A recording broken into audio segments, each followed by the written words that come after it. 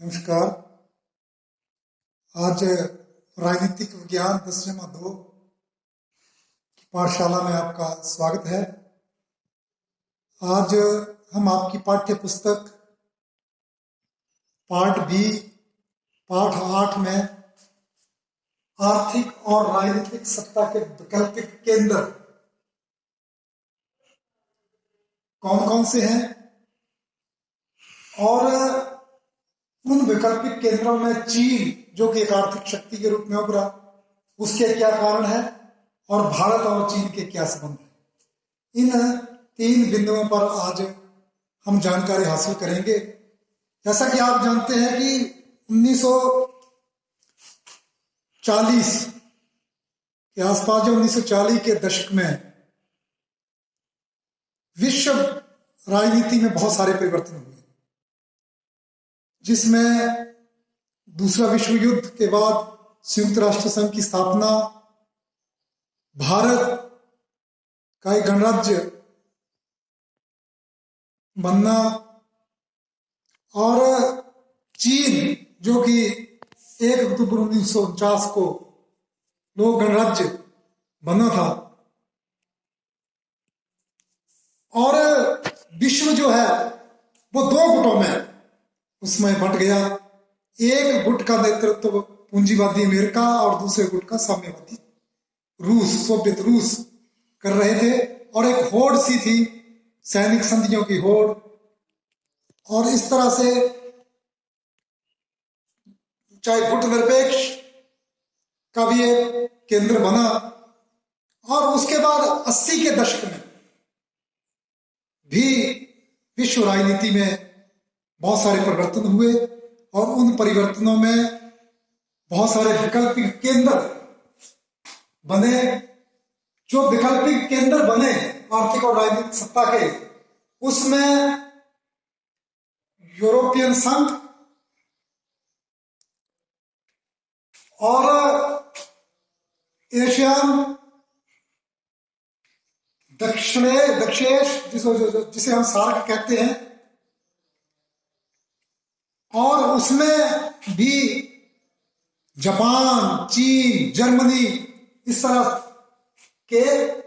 आर्थिक और राजनीतिक सत्ता के वैकल्पिक केंद्र क्षेत्रीय स्तर पर बने। और इन वैकल्पिक क्षेत्रों ने, क्योंकि एक और जो 80 के दशक में बड़ी घटना हुई, वो ये कि जो विश्व 2 गुटों में बटा था वो एक ध्रुव बन गया, क्योंकि सोवियत रूस का विघटन हो गया। 1990 में बर्लिन की दीवार गिर गई, पश्चिमी और पूर्वी जर्मनी का एकीकरण हो गया, और बाद में सोवियत संघ का विघटन हो गया, और 15 स्वतंत्र देश जो थे वो अस्तित्व में आ गए। और सोवियत रूस जो है वो एक देश की मान्यताओं से मिली, और उसी में चीन जो है वो भी एक आर्थिक शक्ति के रूप में उभरा। तो ये वैकल्पिक सत्ता के केंद्र आज हम चीन का आर्थिक शक्ति के रूप में उभरने और उसके क्या कारण है उसके उभरने, उन कारणों पर हम प्रकाश डालेंगे। और वो जो कारण है, क्योंकि जब 19वीं शताब्दी में नेपोलियन ने कहा था कि जो चीन है, बोले एक एशिया में एक ऐसा देश है जो सोया हुआ है, वो एक दैत्य की तरह सोया हुआ है, अगर जाग जाएगा तो दुनिया में उथल पुथल मच जाएगी। और द्वितीय विश्व युद्ध के समय चीन को एशिया का रोगी कहा जाता है, क्योंकि चीन बिल्कुल निष्पक्ष था और उसकी इतनी गतिविधियां नहीं थी, वो अपने उस तक चीन तक सीमित था। लेकिन जब 1 अक्टूबर 1949 को चीन एक गणतंत्र के रूप में उभरकर सामने आया, गणतंत्र बना, क्योंकि उस समय मार्क्सवाद और लेनिन की विचारधारा से प्रभावित होकर के तत्कालीन गणराज्य के राष्ट्रपति प्रमुख जो थे वो माओ से थे, और माओ जो था वो उसकी उन्होंने सोवियत संघ की विचारधारा को ही अपनाया और अपने देश को आगे ले जाने के लिए उन्होंने जो सुधार किए वो शुरू हो गए। हम इस जो कारण है कि चीन क्यों आर्थिक और राजनीतिक सत्ता का एक केंद्र बना और क्यों आर्थिक रूप से उभरा, उसके क्या कारण थे, तो हम उनके कारणों को भी दो भागों में विभक्त करते हैं। पहला है माओ का और दूसरा है उत्तर माओ का।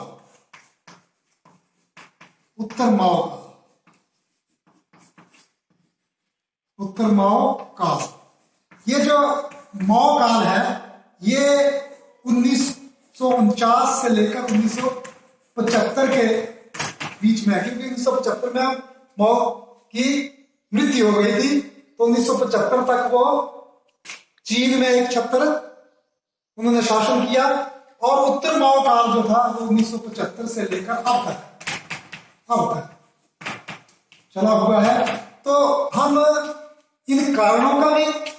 और चीन और भारत का आपस में क्या संबंध है, उन कारणों को भी, दो कारणों को दे करके हम जानकारी हासिल करेंगे। तो सबसे पहले जो माओ काल है ये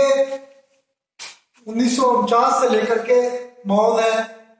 अपनी सुधार जो था वो शुरू किया। पहले वो सोवियत रूस की अर्थव्यवस्था को उसने अपनाया, उसकी मार्क्सवादी विचारधारा को अपनाते हुए चीन जो है वो आगे बढ़ा, और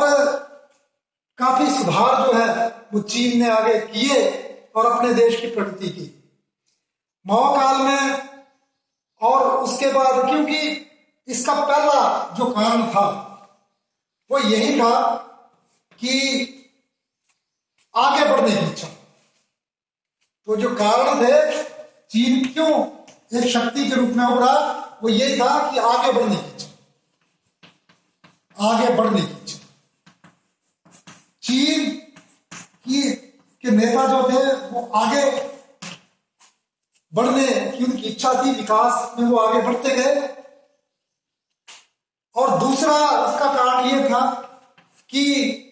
विकास का एक नया मॉडल, विकास का नया मॉडल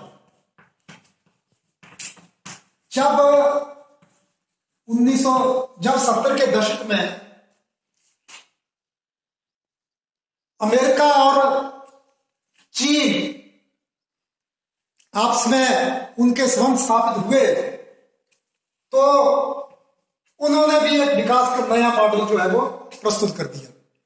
आर्थिक दृष्टि से और कृषि उद्योग को लेकर के 1978 में, बाद में जब अमेरिका के राष्ट्रपति जो थे वो देंग जियोंगपिंग ये राष्ट्रपति बने माओ के बाद, उत्तर माओ काल जो है, तो उसने एक विकास का नया मॉडल प्रस्तुत किया जिसमें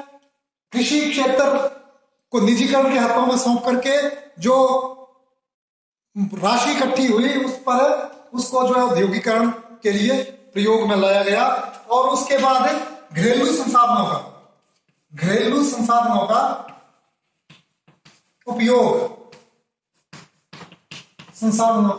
घरेलू संसाधनों का उपयोग जो था वो इस तरह से किया कि अपनी जो बाहर से जो अपने रोजगार के सृजन किए कृषि के क्षेत्र में, और उद्योग धंधे जो थे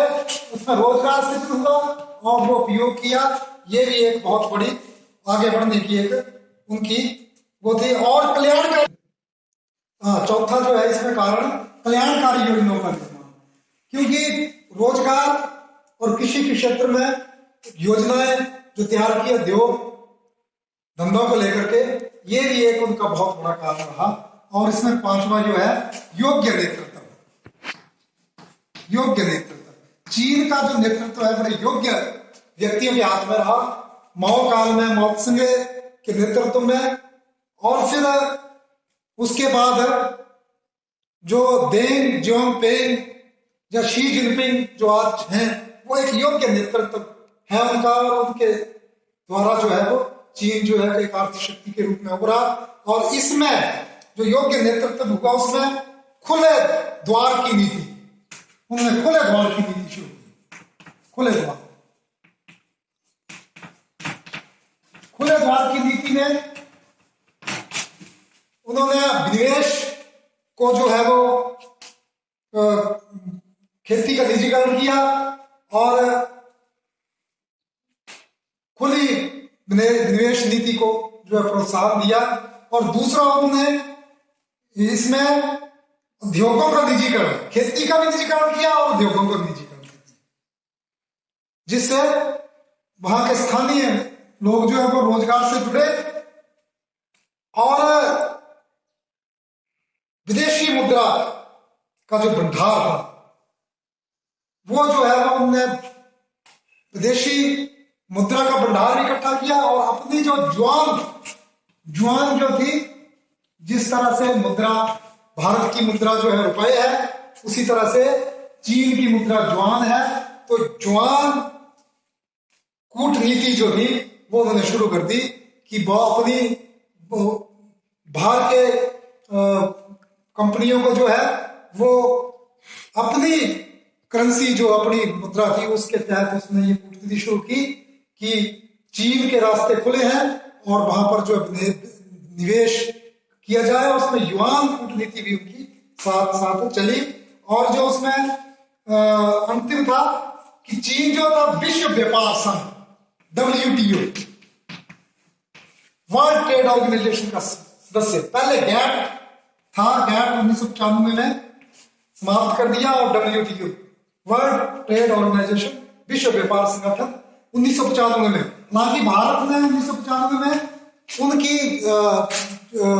चाइना को विश्व विकास का संगठन बनने के लिए प्रेरित किया, परंतु फिर भी जो है वो चीन जो है वो इस तरह से जब इसका संगठन का सदस्य बना तो आगे चीन एक बहुत बड़ी आर्थिक शक्ति के रूप में उभर कर आया। तो अब हम भारत और चीन के बीच जो संबंध है उस पर थोड़ी सी बात करेंगे। तो आप जानते हैं कि ये भारत का नक्शा है, मैं उस पर थोड़ी सी आपको बातचीत करूंगा। ये ऊपर की जो रेखा है, ये क्योंकि यहां पर ये JNK है, इसको बताएंगे हम जो आज की दृष्टि से ये लद्दाख का एरिया है, ये लद्दाख का एरिया है, लद्दाख, और इसके साथ ही ये अक्साई है, ये लद्दाख के साथ अक्साई का एरिया है। यहाँ पर ये चीन की सीमा जो है वो हमारे देश से लगती है, और इसके साथ ही ये नेपाल है,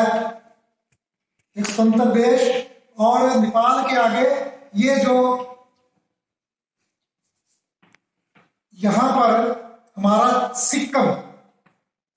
सिक्किम है, और सिक्किम के साथ यहां पर ये भूटान, और भूटान के आगे ये जो है वो यहां पर अरुणाचल प्रदेश हमारा जो है वो अरुणाचल प्रदेश है। अब चीन और भारत के बीच जो संबंध रहे हैं वो 1949 में गणराज्य बनने के बाद कुछ दिन इनके संबंध ठीक थे, परंतु चीन ने सबसे पहला जो था वो तिब्बत है, ये तिब्बत स्वतंत्र देश था, और 1914 में ये जो रेखा है, ये जो बाउंड्री है, इसे मैकमिलन रेखा कहा जाता है। उस समय के अंग्रेज अधिकारी सर हेनरी मैकमिलन ने इस रेखा को शिमला समझौते के तहत 1914 में चीन, तिब्बत और भारत के प्रतिनिधियों के बीच में इस रेखा को निर्धारित किया था कि ये जो लद्दाख के उस पार अक्साई चीन का इलाका और नेपाल से ऊपर, और ये इस तरह से एक रेखा, इसको 1914 में मैकमोहन रेखा कहते हैं। तो मैकमोहन रेखा को चीन ने 1954 के बाद, जब 1953 में चीन ने अपने नक्शे जो है वो प्रकाशित किए, तो उसमें ये जो एक्साइटिन का इलाका लद्दाख में है, इसको अपने उसमें रखा, और ये जो नाथुला दर्रा और यहाँ पर भी जो है वो नक्शा जो है वो चीन ने भारत की भूमि को अपने में दर्शाया। जब उस समय नेहरू जी ने बात की माओ से, तो वो इस प्रश्न को टाल गए और संतोषजनक उत्तर नहीं दिया। लेकिन 1954 में जब भारत में प्रधानमंत्री आए, 29 अप्रैल 1954 को एक समझौता हुआ, 29 अप्रैल को दिल्ली में 1954 को, उसमें भारत ने चीन की प्रमुखता जो है वो तिब्बत पर स्वीकार कर ली, लेकिन तिब्बत को जो है स्वतंत्र राष्ट्र ही माना, और दोनों देश में शांति स्थापना करने के लिए पंचशील का समझौता किया। पंचशील का समझौते का मतलब है कि उसमें सबसे पहले उसकी 5 सिद्धांत अपनाए। एक जो था कि दोनों देश एक दूसरे देश की एकता और अखंडता को बनाए रखेगा, दोनों देश जो है वो एक दूसरे के क्षेत्र पर आक्रमण नहीं करेगा, और दोनों देश जो है वो आंतरिक विषयों पर हस्तक्षेप नहीं करेंगे, और समानता और परस्पर सहयोग दोनों का रहेगा, और लास्ट जो है वो शांतिपूर्ण सहअस्तित्व। ये 5 पंचशील का सिद्धांत कहा जाता है, जो बाद में भी इस सिद्धांत पर बातचीत होती रही और इनको कोड किया जाता रहा। तो उसके बाद जो है वो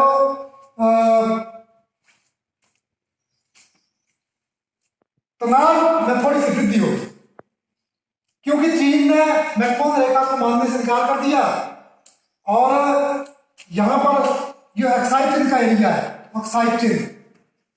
एक्साइटिन ये एरिया जो है,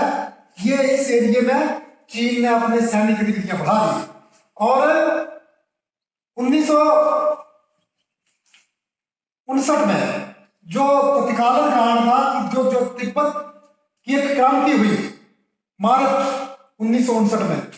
उस क्रांति में दलाई लामा जो था धर्मगुरु, उसने भारत में शरण ली, तो वो धर्मशाला में आ गया और उसने शरण ली, और तिब्बत चीन ने इसको जो है वो अपने प्रति भारत के प्रति उसने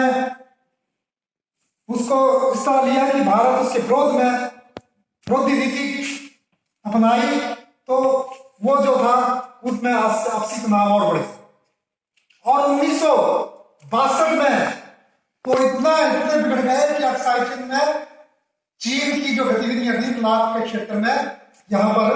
लगातार जो बढ़ गई, और 20 अक्टूबर 1962 को चीन ने आक्रमण कर दिया भारत पर इस एरिया में, और 1 मास तक 21 नवंबर को, क्योंकि भारत ने भी जवाबी कार्रवाई की, लेकिन चीन जो है बहुत सारे हिस्से में, भारत के बहुत सारे हिस्से में अपने आधिपत्य स्थापित कर चुका था, और उसने एक तरफा युद्ध विराम की घोषणा कर दी, और उसके बाद जो है वो दोनों देशों के बीच 1963 में भी इतने संबंध नहीं बने, लेकिन 1971 में इंदिरा गांधी के समय दोनों देशों ने शांति पर बातचीत की, पंचशील के समझौते पर बातचीत की, और फिर जो उत्तर माओ काल है, जब देंग शियाओपिंग जो है वो राष्ट्रपति बने, उसके बाद जो दौर जो है वो शुरू हुआ दोनों देशों में, उसमें लेकिन अरुणाचल प्रदेश 1986 में अरुणाचल प्रदेश जो था वो पहले भारत का ये केंद्र शासित प्रदेश था, लेकिन इसको राज्य का दर्जा दिया। इस दर्जा देने से चीन जो है बढ़ गई, और इस विषय पर उनकी आपस में जो है तनाव बढ़ गया, और राजीव गांधी के काल में वार्ता हुई और एक संयुक्त कार्य दल गठित हुआ दोनों देशों, और उसके बाद परस्पर संबंधों को सुधारने के प्रयास हुए और चीनी नेताओं ने भी भारत की यात्रा की। और उसके बाद अटल बिहारी वाजपेयी के समय अटल बिहारी वाजपेयी चीन की यात्रा पर गए और वहां पर जून 2003 में बहुत सारे समझौतों पर बातचीत हुई। और उसके बाद जो संयुक्त प्रगतिशील गठबंधन की सरकार थी, मनमोहन सिंह ने भी समय समय पर चीन के प्रधानमंत्री भारत आए, भारत के राष्ट्रपति प्रधानमंत्री दोनों चीन गए, वार्तालाप होता रहा। और एक जो यहाँ पर सिक्किम में जो नाथुला दर्रा है, ये सिक्किम है, यहाँ पर नाथुला दर्रा, इस पर जो है वो बातचीत उनकी 2010 में हुई। इस नाथुला दर्रा को खोलने की बातचीत हुई, क्योंकि व्यापारिक दृष्टि से यह क्षेत्र बड़ा महत्वपूर्ण है भारत के लिए भी और भूटान और उसके लिए भी। तो इस धरने को खोला गया और उसके बाद चीनी राष्ट्रपति का भारत दौरा हुआ। और नरेंद्र मोदी के समय जो संबंध थे वो थोड़े से, क्योंकि सरकार बदली, थोड़ी कड़वाहट जरूर आ गई थी, लेकिन नरेंद्र मोदी की कूटनीति से जो जब चीनी राष्ट्रपति ने भारत की यात्रा की तो उस समय शी जिनपिंग